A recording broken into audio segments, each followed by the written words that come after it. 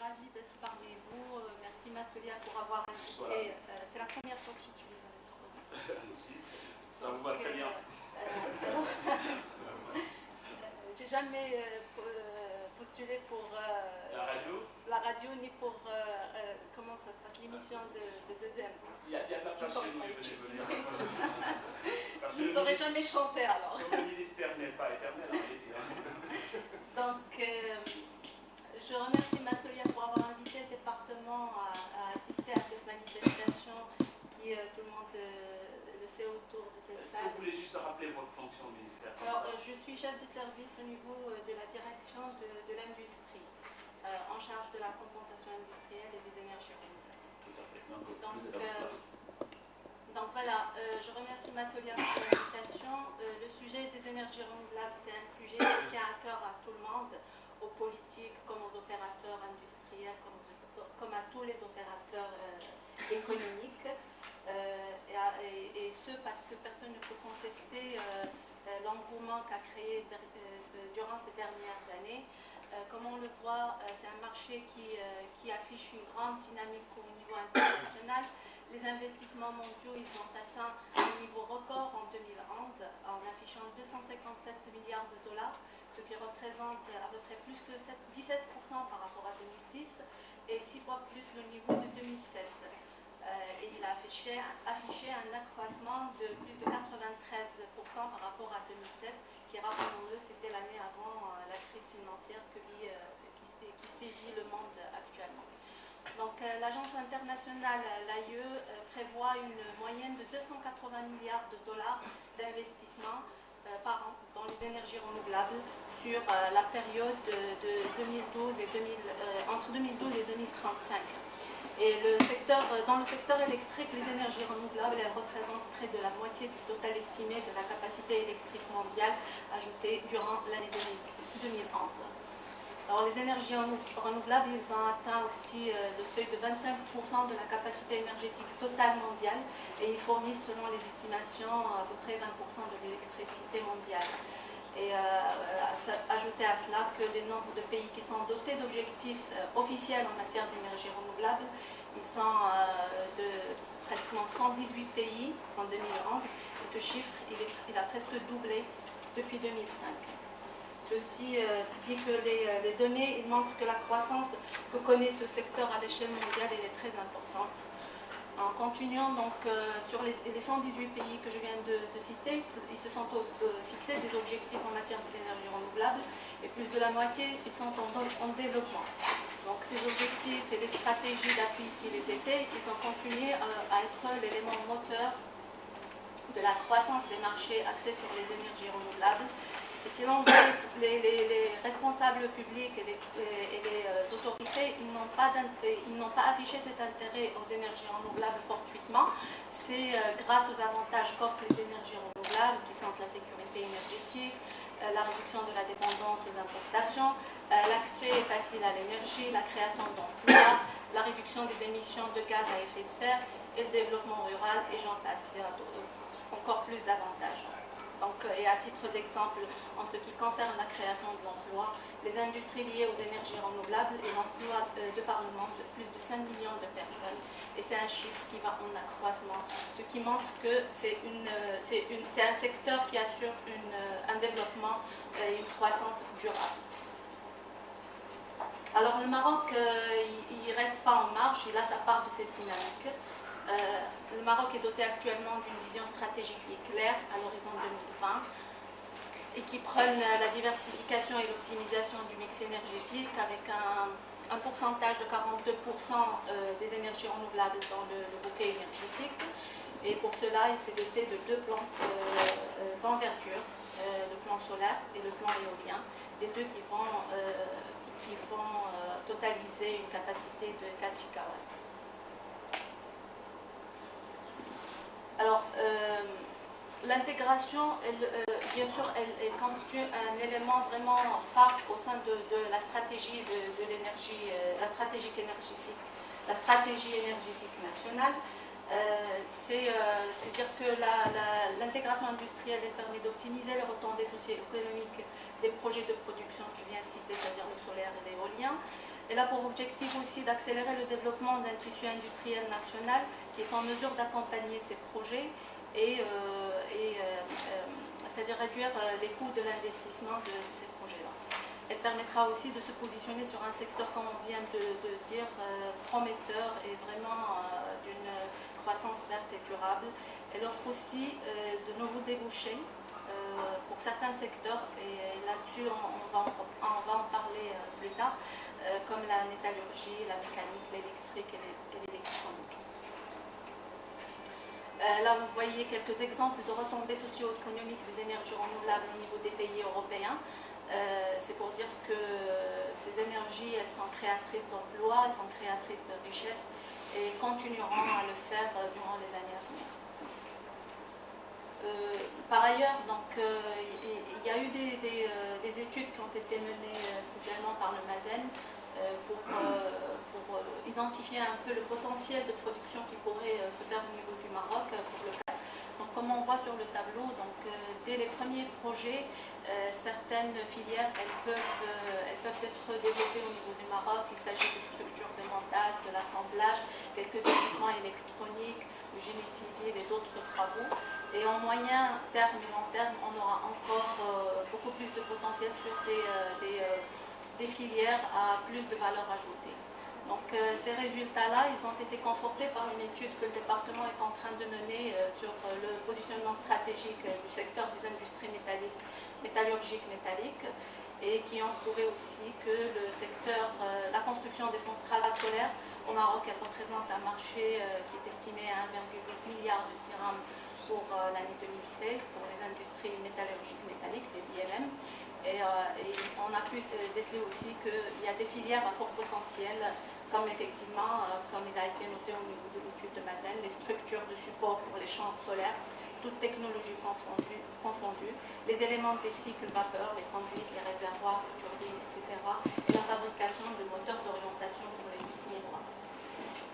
De même pour le secteur éolien, donc la même étude que mène notre département, elle a montré que la construction des éoliennes représente un marché estimé à 625 millions de dirhams pour les IMM en 2016. Et l'analyse des composants d'une turbine, elle a montré que 3 produits spécialement présentent un potentiel de réalisation au Maroc. Il s'agit de produits qui sont 100% les aluminiums métalliques, les structures de nacelle et les. Permettez-moi là de vous montrer quelques cas de réussite qu'on a enregistrés au niveau du Maroc en termes d'intégration industrielle. Il s'agit du premier cas qui est le plan d'électrification rurale qui a permis un passage de 18% de villages électrifiés en 1996 à plus de 97 en 2011. Le programme il a été réalisé pratiquement à 100% par des entreprises marocaines. Et il a permis de développer aussi bien des fabricants de matériel que des installateurs, des distributeurs. Le programme, au départ, il était à pratiquement, le contenu local, il était à pratiquement de 20% au début du programme, et pratiquement à la fin du programme, il était à 100%. Donc là, c'est un réel exemple d'intégration industrielle à travers le PERC. Et non seulement ça, les industriels qui ont pu participer à ce programme, ils ont pu afficher un chiffre d'affaires de pratiquement 30% au niveau export, au niveau de l'Afrique. Le deuxième success story, c'est le secteur de l'automobile. Donc tout le monde connaît la dynamique que connaît ce secteur. C'est un secteur qui a été... Alors c'est un secteur qui connaît un dynamisme un grand dynamisme. Le projet Renault, avec ses 400 000 véhicules à terme, a aussi participé à ce dynamisme.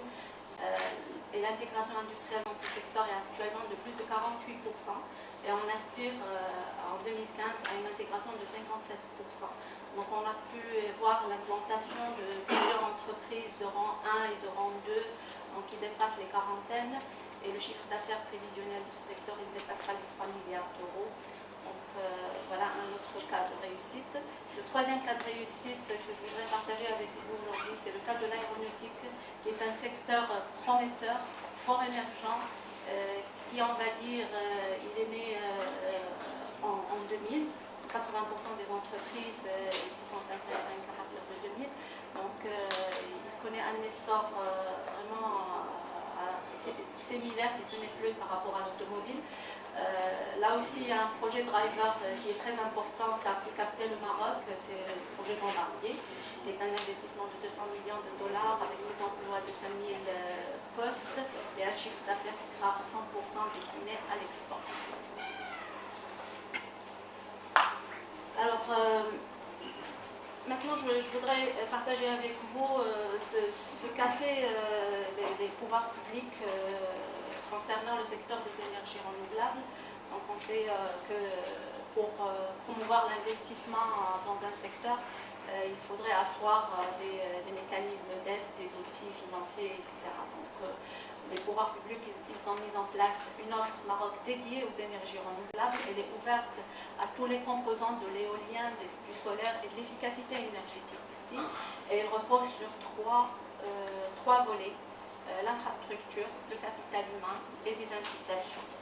Donc, on commence par les infrastructures. Donc, les opérateurs privés, ils ont le choix entre un programme de P2I qui est très diversifié et qui couvre l'ensemble du royaume. Et ils ont aussi le choix de s'installer dans une zone qui est dédiée spécialement aux énergies renouvelables. C'est la Cleantech de Oujda. Je crois que Sissima nous donnera encore beaucoup plus de détails sur cette zone franche qui a été érigée pour ce secteur. Pour ce qui est du capital humain, on sait tous que pour le développement de toute industrie, quel que soit le type, il faut un capital humain qui est adéquat. Donc, plusieurs actions ont été menées pour rendre adéquats les profils formés aux besoins du secteur. Donc, on est passé par la définition d'un plan de formation spécifique aux besoins, après une étude qui a été menée par le département de l'énergie. Il y a eu la création de 3 instituts de formation spécialisés, donc un, il est pratiquement au stade final de construction. La mise en place d'un module de formation dédié à l'ENIM, la mise en place de partenariats avec les universités et le lancement des travaux au niveau du campus du savoir, au niveau de la technopole du Chla, qui sera un espace d'école, de formation, de centre de recherche et de centre technologique. Donc, toujours sur le volet capital humain, donc, pour aider les entreprises à embaucher des profils qui sont adéquats à leurs besoins. Donc, on a des contributions financières qui ont été mises par l'État pendant les 3 premières années de recrutement de ces employés. Elles couvrent plusieurs niveaux, les niveaux d'ingénieurs, les niveaux de techniciens et les niveaux d'opérateurs. C'est des aides par personne, par profil, sous forme de remboursement pour les entreprises. Pour ce qui est du volet incitation à l'investissement, donc j'ai choisi de me focaliser sur le régime de zone franche, vu que la Cleantech d'Oujda est érigée sous forme de zone franche. Le régime de zone franche, comme vous le savez, c'est un régime qui permet d'avoir des avantages fiscaux sous forme d'exonération totale ou de réduction de taxes, ou bien des avantages administratifs et douaniers qui passent par la mise d'un guichet unique, la libre circulation des marchandises et je passe. Alors là-dessus, il y a une nouveauté, c'est que la loi de finances actuelle, elle permet d'écouler dans les 30% du chiffre d'affaires au niveau local. Ce qui n'était pas permis avant, l'année dernière c'était juste 15%, on a pu doubler ce pourcentage. Alors toujours sur le volet dispositif d'incitation, il y a 2 fonds actuellement qui servent le secteur des énergies renouvelables, le fonds de développement énergétique.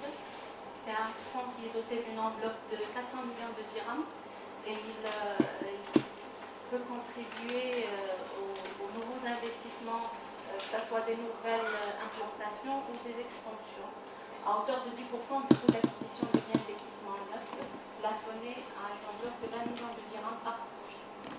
Donc, la possibilité des aides financières elle peut être augmentée selon les cas. Par exemple, si le projet dépasse 300 millions de dirhams en équipement ou qu'il va s'installer dans une zone où l'État marocain prône un développement d'un CDE, il y a le FPI qui est le Fonds de promotion des investissements, selon des critères bien spécifiques qui sont soit un investissement supérieur à 200 millions de dirhams, ou la création de 250 emplois, ou le transfert de technologie, ou l'emplacement du projet. Donc, les investisseurs ils peuvent bénéficier d'une aide d'acquisition du foncier, une contribution de 20%, une contribution sur les infrastructures hors site de 5% du coût global du projet et une contribution de 20% sur la formation. À cela s'ajoutent aussi les dispositions de l'article 17 de la loi de finances. Donc c'est un article qui permet des exonérations sur les droits de douane à l'importation, moyennant une convention entre l'investisseur et l'État.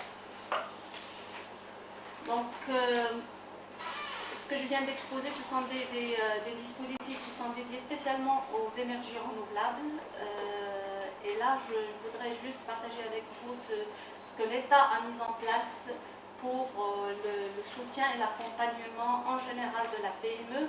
Et c'est ouvert à tous les secteurs. Donc ces initiatives visent d'une part à accompagner les PME à réaliser leurs projets de développement ou bien renforcer leur compétitivité. Et donc c'est tout au long de la vie de l'entreprise depuis sa création jusqu'au cas où il y aura une transmission. Donc il s'agit notamment des programmes de l'ANPME, le programme Sanada, TIES, le programme IMEC, les fonds publics privés. Donc tous ces mécanismes ils sont là pour aider et soutenir l'entreprise. À côté, il y a toute une panoplie de programmes relatifs à la promotion de l'innovation et la recherche et développement qui sont très importants pour l'entreprise. Donc il y a le programme de soutien à la R&D qui est doté d'une enveloppe de 50 millions de dirhams. Il y a le fonds de soutien de l'innovation qui est doté d'une enveloppe de 400 millions de dirhams et un fonds d'amorçage de l'innovation qui est en cours de constitution. Donc, passé ces volets où on a montré le grand dynamisme que connaît le secteur, la panoplie de mesures et d'incitations qui sont prises par l'État au profit des opérateurs de ce secteur, nous pensons aussi qu'il y a un volet qui doit être traité et qui est la compensation industrielle, qui à notre avis est un moyen incontournable pour dynamiser l'intégration locale, que ce soit dans ce secteur ou dans d'autres secteurs d'industrie. Donc la compensation, elle représente un levier très important. Il permet le développement économique du pays, soit à travers l'optimisation des retombées de la commande publique, et il contribue aussi à l'amélioration de la relance des paiements. Donc la compensation, c'est une pratique qui est très répandue au niveau mondial. Il y a plus de 80 pays de différents niveaux économiques qui l'utilisent et qui ont pu avoir des résultats vraiment spectaculaires. Des pays comme le Koweït qui disposent d'une agence dédiée, les Émirats arabes unis, l'Inde, la Malaisie. Donc tout le monde ont adopté une politique de compensation pour leur achat public pour plusieurs années. Un des constats, c'est que 55 pays de ces pays qui ont été étudiés, c'est un éventail de 47 pays. Ils exigent des taux de compensation qui sont compris entre 80 et 100%. Donc c'est un taux qui est considérable. Et 66%, ils optent aussi pour des seuils de marché qui sont relativement bas, inférieurs à 10 millions de dollars.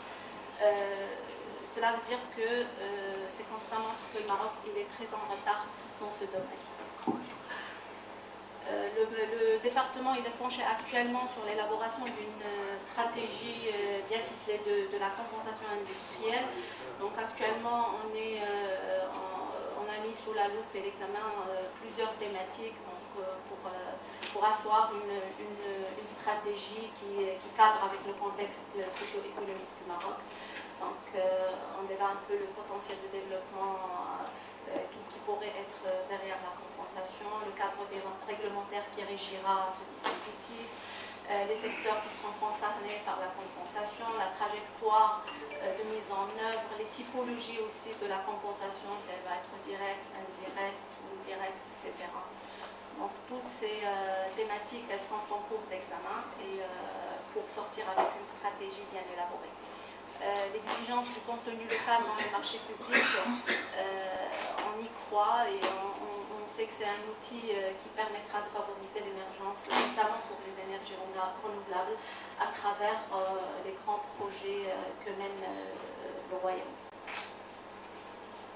en continuant sur ce registre, l'exigence de la compensation industrielle est largement utilisée par des pays de différents niveaux de développement. On peut voir l'Espagne, la Chine, le Brésil, la France, le Canada, la Turquie.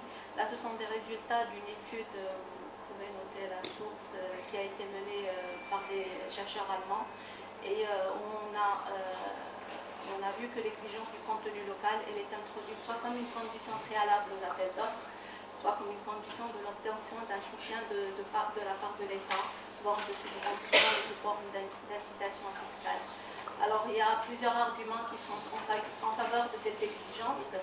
Et alors pour les pays en développement, c'est la protection du développement des industries naissantes pour pouvoir avoir leur place au sein de l'échiquier international.